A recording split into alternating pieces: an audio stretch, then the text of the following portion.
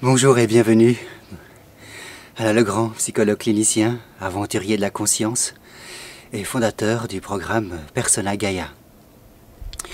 Dans cette troisième vidéo, je vais vous inviter à explorer les 10 vraies émotions qui servent activement à l'appareil psychique, au nouvel appareil psychique de ces personnes intuitives que nous nommerons bientôt Persona Gaia.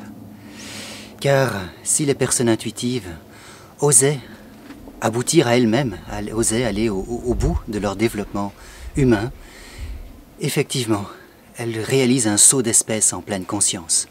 Rien de moins. Alors, dans les vidéos précédentes, on a vu le pourquoi de la société pyramidale nous bloquait de cette manière. On a vu les 12 formes de l'intelligence et à quoi elles nous servent. Maintenant, il nous faut un moteur et il nous faut de l'énergie pour ce moteur. Le nouveau moteur, c'est l'appareil psychique et l'énergie, c'est tout simplement les émotions. Les 10 vraies émotions sont une énergie psychique. Rien.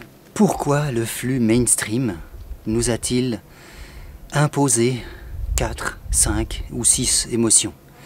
Si vous cherchez sur le web, c'est-à-dire le lieu public aujourd'hui, vous verrez, il n'y a plus que 6 émotions qui sont répertoriées et définies. Et puis, coup de tonnerre dans le ciel, est sorti un film pour enfants, Vice Versa, Inside Out. Et qu'avons-nous remarqué dans ce film? Tout simplement, 5 émotions sont présentes. Seulement 5 émotions sont présentes, et cela est enseigné à nos enfants. Nous savons que tous les films de notre enfance vont rester longtemps en nous, vont rester toute notre vie en fait. Eh bien, pourquoi éduquons-nous les enfants au travers de ces films au cinéma à seulement 5 émotions? Bingo! Vous avez compris une fois de plus quel est le travail de la société pyramidale là-dedans. Si je vous dis que les 10 vraies émotions sont une énergie qui servent à un moteur, eh ben voilà, vous avez déjà compris, les intuitifs. Si on ne propose à nos enfants aujourd'hui qu'une éducation à 5 émotions, on nous retire, une fois de plus, un potentiel énergétique qui va activer l'appareil psychique. Et si notre appareil psychique tourne au ralenti, évidemment que la graine ne peut pas germer, évidemment que nous ne pouvons pas aboutir à ce à quoi nous sommes faits. Alors on va parler des émotions aujourd'hui. Dépassons le cadre du bocal des 5 émotions plébéennes, celles qu'on vend dans les films, qu'on vend dans le courant mainstream, et allons voir les 10 émotions, de quoi sont-elles faites. Allons-y. Une fois de plus, c'est par là.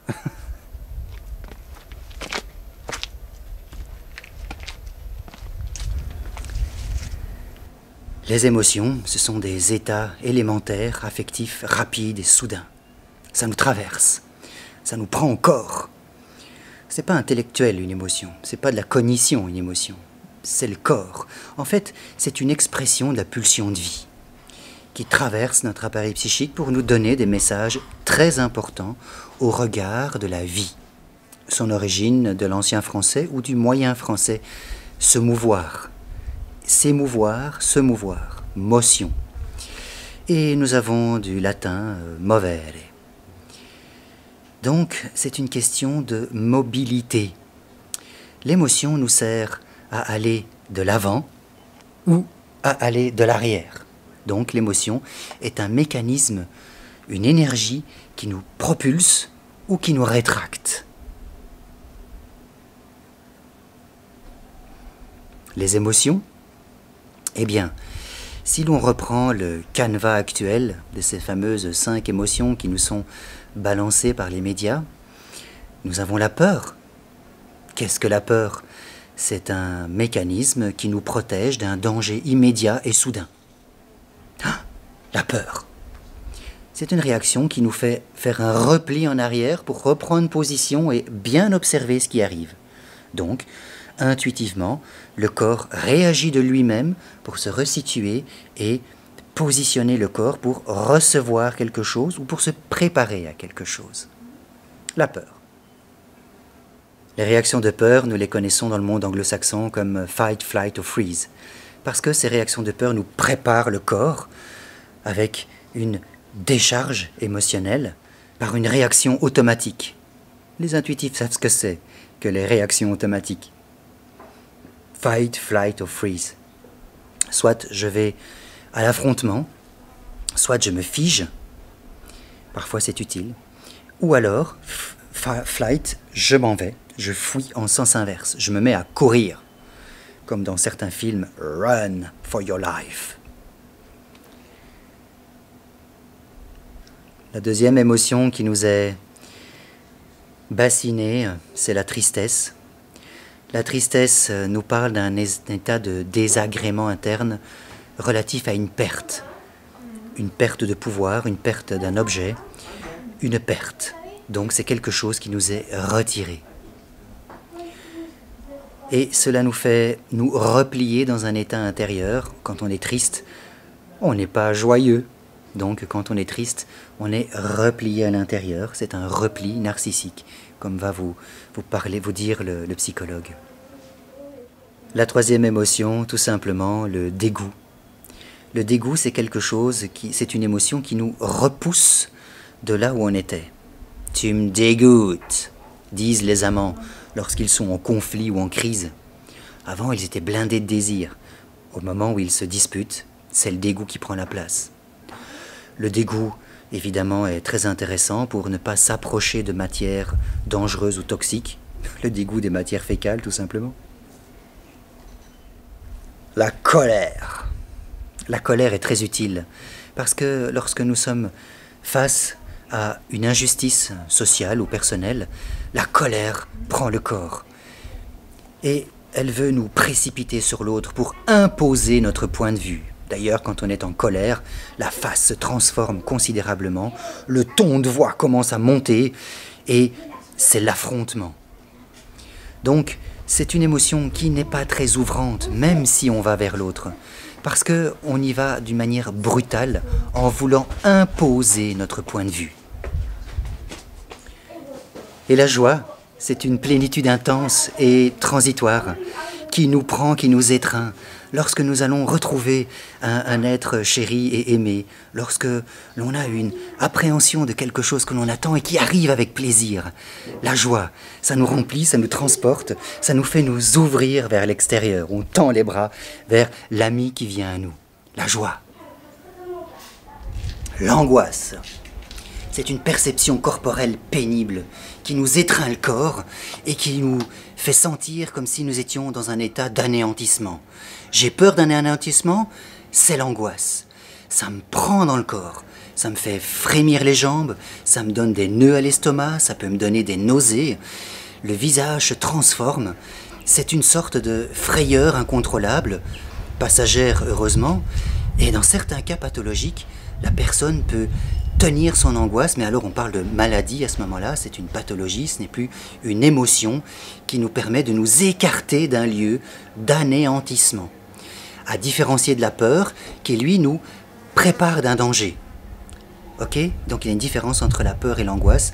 C'est un niveau d'anéantissement beaucoup plus sérieux, beaucoup plus intérieur. Et le corps, à ce moment-là, nous fait frémir, vibrer. On a des sudations, on a des spasmes. C'est quelque chose de totalement incontournable. La fameuse boule au ventre. Au regard des émotions ouvrantes, il y a la surprise. Je reçois un cadeau. Je vais attendre un ami. C'est une surprise. C'est chouette. À ce moment-là, c'est une ouverture. Je tends les bras. Oh, c'est pour moi. Oui, à ce moment, la surprise, hélas, est de courte durée. On aime ça, mais c'est trop court. Alors on a envie d'autres surprises. On a envie de répéter le processus. Mais c'est un petit peu subtil, cette surprise. Le désir, c'est cet élan amoureux qui nous fait rejoindre l'autre pour une relation intime, qu'elle devienne sexuelle ou pas. Le désir est un élan qui nous fait aller vers. Oui, c'est une émotion parce que le désir est aussi volatile, hélas, et on tente autant qu'on peut de le réallumer, de le réanimer, d'y revenir, parce que ça nous transporte. C'est aussi une plénitude corporelle, une plénitude qui nous mène à un état de relaxation, de détente. Quand le désir s'effondre, on retrouve le « tu me dégoûtes ». Qu'est-ce que la société pyramidale a fait de notre désir? Le désir sera en lien avec le bonheur et l'amour. Nous en reparlerons plus avant dans une autre vidéo. La fierté, c'est un contentement intérieur qui fait que je me redresse. Et il appelle la notion d'honneur, de dignité, de probité. Je dis ce que je dis sans t'écraser.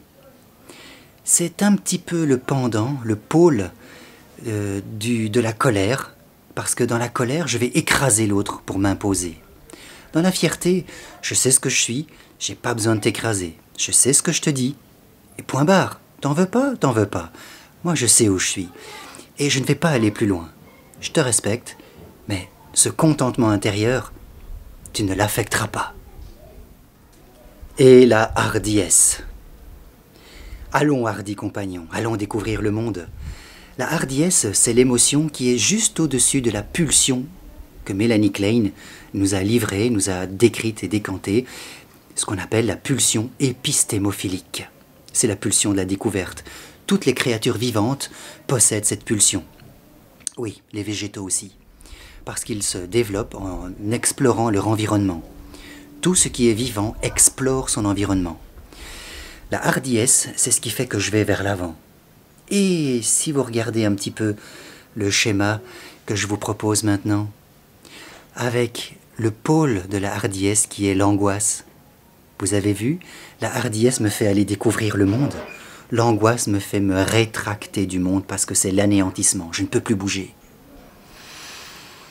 Vous commencez à comprendre l'utilité de la société du terrorisme.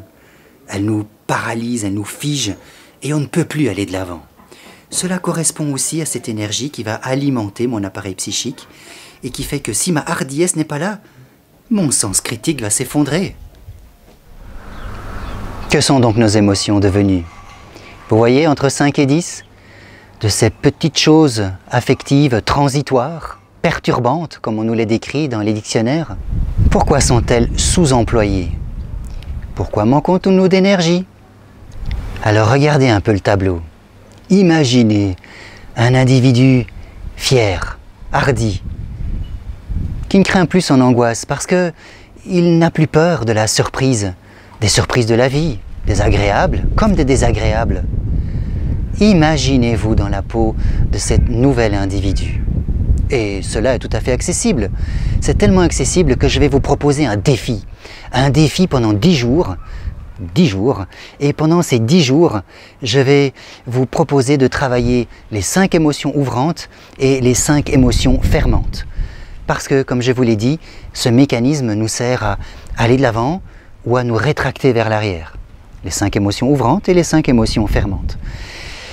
À la suite de cette vidéo-ci, vous pourrez cliquer et accéder à un défi.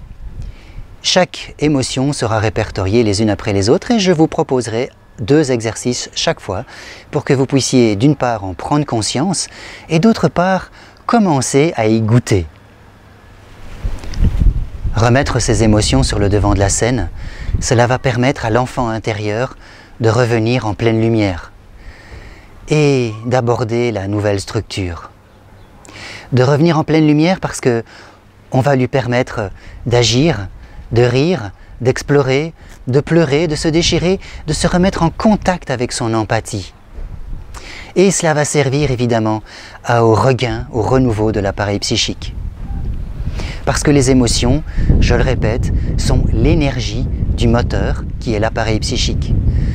Les émotions, les 4 émotions qui nous manquaient, donc l'angoisse, la surprise, la fierté et la hardiesse, soyez un petit peu attentifs.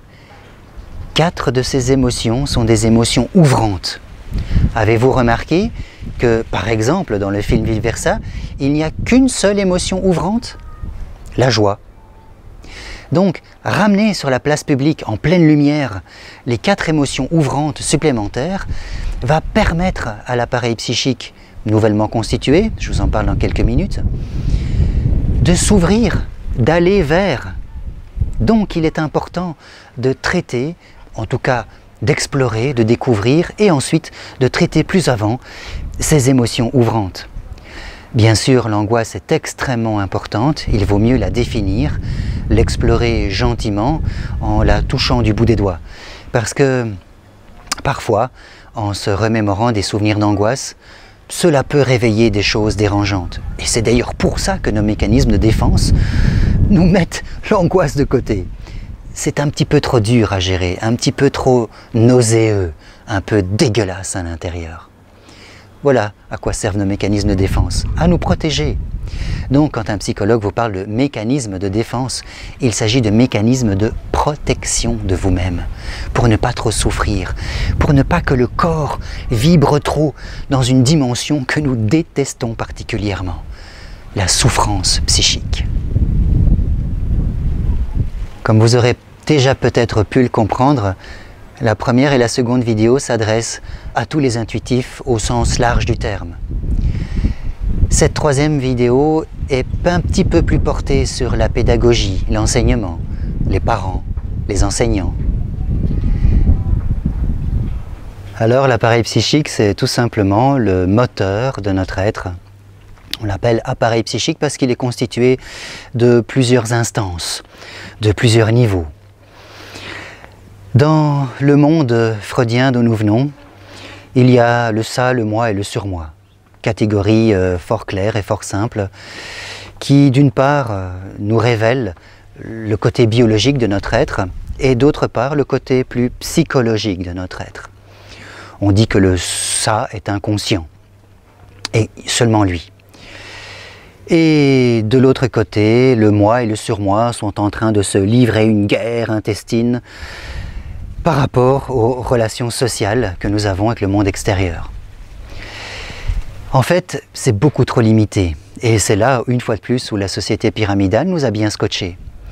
Parce que ce faisant, nous passons l'entièreté de notre temps à faire gaffe au conflit entre le ça et le moi. Oh, bien! Et puis en fait, l'organe contrôlant, c'est le surmoi. Et donc, on passe notre temps à faire la guerre entre ce que je suis et ce que je veux. Ce que je suis et ce que je veux. Donc, le surmoi vient presser sur le moi et il dit « Ok, je suis un guide et tu ne peux pas sortir de cette... Oh, tiens! Oh, tu ne peux pas sortir de ces œillères. Oh, comme c'est intéressant. Vous voyez comme la boucle est bien bouclée. Alors, ça c'est pour le sapiens, évidemment. Pour ce qui est de l'homo persona Gaia, eh bien, je vous propose la notion suivante. Au début était le soi, la conscience. Cette conscience s'incarne dans une entité biologique, ce que nous appelons aussi l'inconscient. Et cet inconscient livre tout son travail psychique au moi. Et le moi, c'est toute la structure éducationnelle de notre environnement. Depuis le ventre de notre mère, jusque quand on est bébé, on va à l'école, on a une relation sociale. Tout ça, c'est la structure éducationnelle qu'on appelle le moi.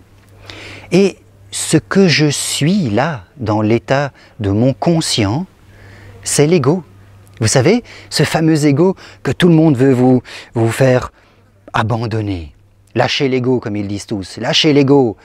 Mais enfin, l'ego, c'est l'organe de médiation avec le monde extérieur. L'ego, c'est le ministre des Affaires étrangères, le ministre des Affaires extérieures. Tandis que le moi est le ministre des Affaires intérieures. Ce qui est géré par notre inconscient, eh bien, c'est la biologie. L'ensemble des milliards de cellules qui nous composent. La biologie a aussi un support psychique qui est l'inconscient. Et lorsque l'on parle du soi, que se passe-t-il? Eh bien, tout simplement, on va rechercher, souvenez-vous, la fonction spirituelle, la forme de l'intelligence spirituelle que je vous ai décrite dans la vidéo précédente. Donc, cette forme d'intelligence est tout simplement le canal, l'intelligence spirituelle est le canal du soi. Avant d'aller plus loin, j'ai besoin de préciser quelque chose qui est fort important. C'est deux définitions en fait. Ce dans quoi nous sommes, c'est le conscient. Notre ego nous fait voir notre conscient. Le conscient, c'est l'ego. Okay ? Par contre, la conscience vient du soi.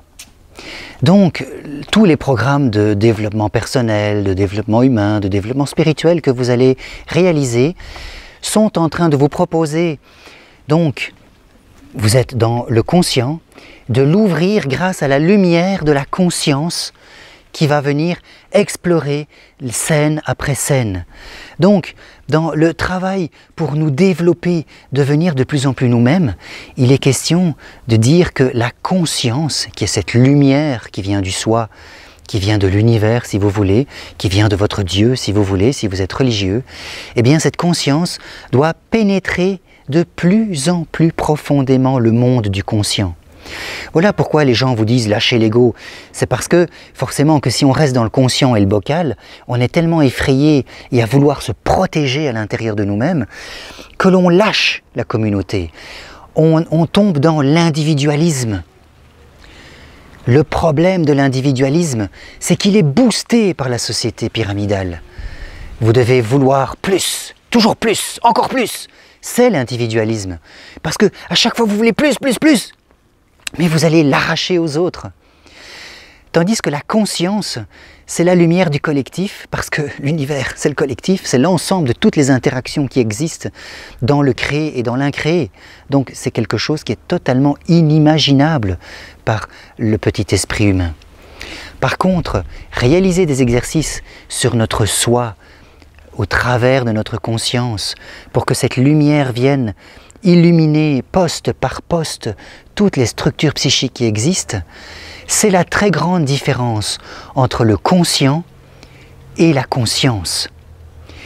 Une fois de plus, étrangement, notre société a fait un amalgame, elle a collusionné ces deux termes, comme si le conscient et la conscience étaient synonymes, alors que ça ne l'est pas. Je le répète, pour bien définir, le soi, c'est la conscience. L'ego, c'est le conscient.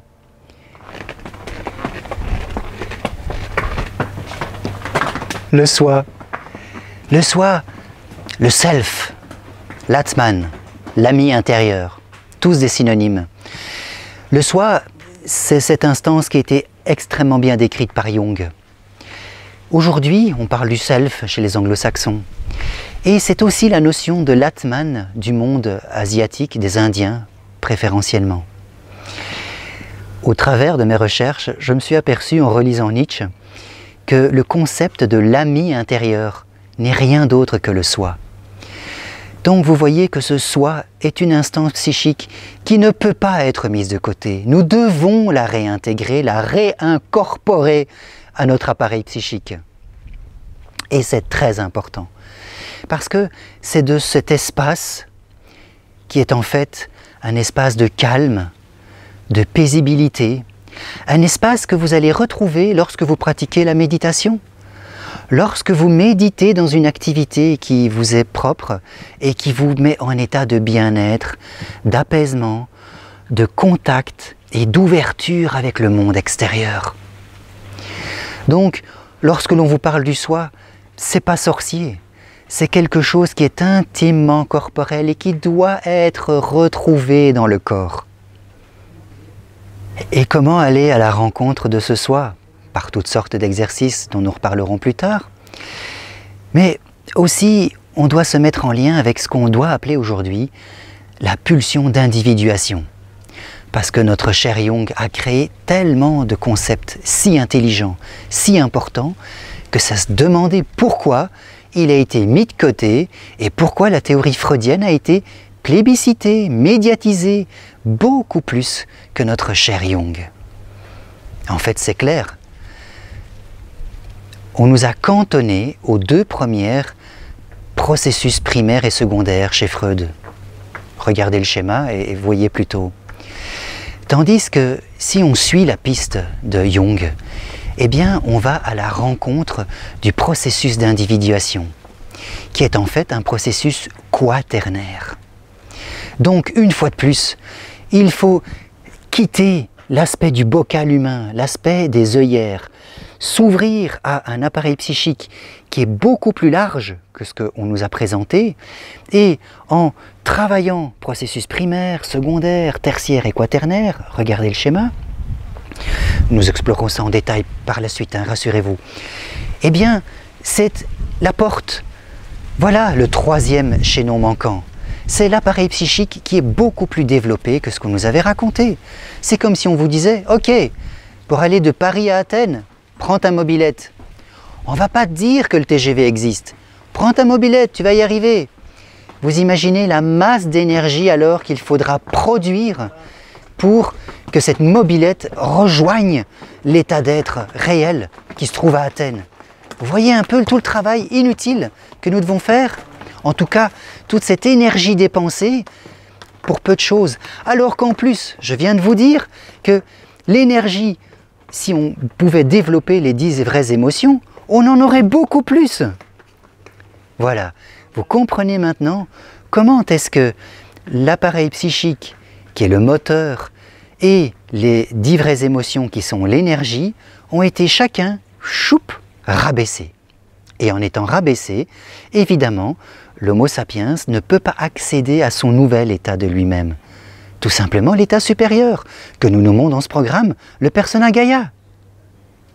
Deuxième point d'éclairage, parce que les définitions sont très importantes à ce niveau, l'inconscient c'est le plan biologique. C'est la créature qui dit « je te veux ». À la limite, elle ne dit pas « je te veux », elle prend. Elle va vers et elle prend. Comme les animaux en fin de compte. Les animaux font leur parade et vont chercher la créature ou se font repousser de la créature. Que ce soit une parade pour une créature amoureuse ou une parade, en tout cas le travail de la chasse pour aller manger. Par contre, le moi, c'est le narcissisme primaire. C'est déjà la culture. Et ce moi va nous parler de « je t'aime parce que le groupe me le permet ». Donc c'est le cadre social est important. L'ego va dire, au niveau du narcissisme secondaire, il va dire « je t'aime parce que tu m'aimes ». Il y a un échange d'équilibre important. Et le soi, c'est cette instance spirituelle qui va dire « je nous aime tous ». Nous décanterons les différents amours, parce qu'effectivement il y a aussi différents amours dans une prochaine vidéo, vous verrez. Mais en tout cas, pour l'instant, il était important de différencier clairement le plan spirituel, le plan biologique, le plan du narcissisme primaire et secondaire. Nous en reparlerons plus tard, vous verrez, ça va nous être utile, mais pour l'instant, je tenais à vous donner cette définition pour que vous ne vous perdiez pas en conjectures inutiles. On reprend. Alors, veuillez m'excuser, je suis conscient que je vous parle un peu trop théoriquement aujourd'hui. Mais tout cela, avec les exercices, vont se décanter, rassurez-vous. Mais le schéma d'un appareil psychique, c'est le schéma d'un moteur. Donc, le schéma du moteur de votre voiture, ou de votre hélicoptère, ou de votre avion, eh bien, c'est un schéma. Ça n'est pas tiré de la substance de l'air, il y a une structure. Si nous prenions une métaphore, une autre, cessez de mettre du diesel dans l'avion. Vous savez, les avions ont besoin d'un indice d'octane bien supérieur à 100 et donc ils ont besoin d'un carburant volatile, très énergétique. Eh bien, à l'heure actuelle, c'est comme si nous mettions du diesel dans l'avion. Donc c'est comme si nous mettions un carburant qui n'est pas adéquat. En tout cas, il n'est pas adéquat pour que l'avion décolle d'un endroit A pour accéder à un endroit B. Voilà, c'est une autre métaphore. Si on ne met pas la bonne énergie dans le moteur, forcément que votre être humain n'ira nulle part. Et comme la société pyramidale, aujourd'hui, nous bassine de frayeur, d'effroi et de terrorisme, forcément que si on est occupé à l'intérieur de nous-mêmes, dans un état de repli, on ne peut pas penser à quel est le kérosène, comment décanter ce kérosène, comment le travailler, comment l'introduire dans l'avion. Voilà, c'est une métaphore un peu plus concrète pour vous montrer que nous avons réellement besoin d'un nouveau style de travail intérieur. C'est pour ça que je vous propose le défi des 10 émotions en 10 jours. Alors, vous n'aurez qu'à télécharger l'e-book qui est à votre disposition. Je vous demanderai de vous munir d'un petit cahier. Et ce faisant, vous pourrez travailler les exercices tels que je vais vous les indiquer. Voilà. Dans cette vidéo, je vous ai proposé le deuxième et le troisième chaînon manquant, l'énergie et le moteur. Nous verrons par la suite, dans la prochaine vidéo, la quatrième, le quatrième et le cinquième chaînon manquant. Les nouveaux comportements holomidaux, les comportements de réseau, et l'alimentation. Pour faire simple, nos émotions sont en fait basées sur nos pulsions de plaisir ou de déplaisir. Et ces émotions vont se voir à un niveau suivant, au niveau des sentiments. Et les sentiments vont générer nos comportements. Voilà pourquoi il est intéressant de cadrer les 10 vraies émotions, parce que ça va se démultiplier sur une myriade de sentiments, et les sentiments vont encore se démultiplier sur une autre myriade de comportements. À partir de là, on peut décrire toutes sortes de choses très diverses et très disparates. Voilà pourquoi le cœur de l'énergie présente, ce seront les 10 vraies émotions. Un autre élément pour lequel je vous parle des 10 vraies émotions, c'est parce que dans la psychologie énergétique qu'on appelle Emotional Freedom Techniques, EFT pour ceux qui connaissent déjà, EFT pour ceux qui veulent aller découvrir ce que c'est, eh bien on représente les problèmes intérieurs, ce qui nous perturbe, et on les ramène à ces émotions. Donc, déjà vous mettre en tête, en quête et en recherche corporellement de ces 10 vraies émotions va vous aider par la suite lorsque vous utiliserez cet outil-là ou d'autres, mais je vais préférentiellement vous parler de cet outil-là, va déjà vous mettre sur la voie d'un nouveau modus vivendi pour décanter les émotions, parce qu'évidemment, lorsque nous parlerons de peur, c'est désagréable. Évidemment, lorsque l'on parle d'angoisse, c'est désagréable. Évidemment, le dégoût, c'est désagréable. Voilà, vous avez compris. Donc, nous nous protégeons des émotions fermentes, eh bien, nous allons aller les réexplorer, en pleine conscience, puisque ce programme s'appelle « Un saut d'espèce en pleine conscience ». Alors, portez-vous bien, on se voit à la prochaine vidéo, et à bientôt pour le défi des 10 émotions. Enfin, à tout de suite plutôt. À tout de suite.